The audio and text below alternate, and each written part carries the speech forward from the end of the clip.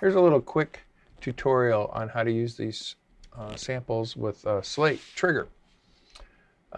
First, if you watched my video on recording, you'll know that I usually created a trigger track for my snare drum and my kick in order to trigger easily with Slate trigger. But you can actually do this off of the original snare. It works really well. I'm just really particular and make sure that every hit's in there perfectly, and it's easier to trigger. So the way you start is you open up your Slate trigger and you go to the browser and you look for Yash Drum Warehouse, which you have to put in there. That's a whole nother story, and John Mike's going to tell you how to get it in there. It's not hard at all. And so on this particular song, or this drum track that I've been listening to, the snare's a little weak. So I'll show you what the track sounds like with no samples or anything in it. It sounds pretty good. I added a little bit of top end of the snare, and there may be a point where I duplicate the snare and compress one of the snares and add some verb and stuff, but right now I just want to show you how Slate trigger works. So I would open up trigger and go to the browser and open up Yash Drum Warehouse, open up the snares, and in this case I'm going to use one of the ones that's called Session Snare, and I'm going to use the one with Session Snare with rim, and I'm going to dump it in the first two slots. And the reason is because when I go over to the next page, which is called triggering, I can have a dry snare and I could have just room only snare, and I can also have options of dry, snare with overhead, snare with room, snare with room only, snare room only. In this case, I'm just going to mess around with using this dry snare with the overheads mixed in with it, and then I can control the level of the room sound, and it'll sound like this. And mainly I'm using it to get the ambience without adding reverb, because I like that natural tone of the ambience of this snare.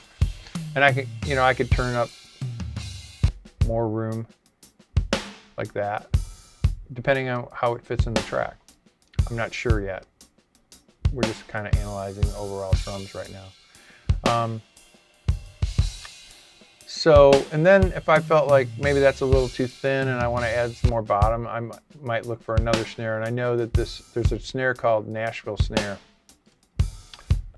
which has a little bit of thickness to it. So I'll create another trigger track right here, and I'll go in the snares, find the Nashville snare, and I like the one with the rim, so I'll drag this down,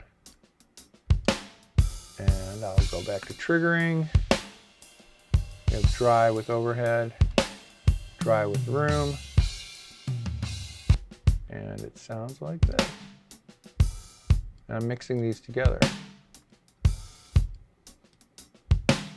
And I added a little more low end to it. So right now I'm listening blind without listening to the whole track, but I kind of know what the whole track sounds like. So I know that this combination is going to sound fairly nice inside this track.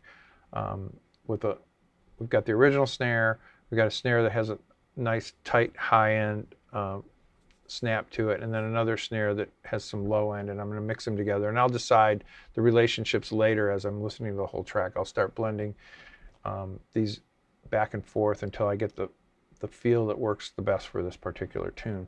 So once you get a sound, it's easily saved in Trigger, and I've actually saved some of these settings already, so I can go in here and look, and I actually have what I call Yash snare, Nash snare, and I can just call it up, and I have it saved, and if it works on another song, it works on another song. If it doesn't, we'll try another one. And I've saved this one over here. This one's called Session Snare, and easily recallable. And there we go. And now, obviously, I can change the room tone, which I think works pretty well right about there. But I can't play you this track because who knows who it is. Might be somebody famous. It might be one of John Mike's productions. I know this is just a short tutorial on drum sampling, but you can get a fuller look at how I mix drums into tracks on gospelproducers.com. I have a class there. And also you can get all these samples and more at gospelproducers.com.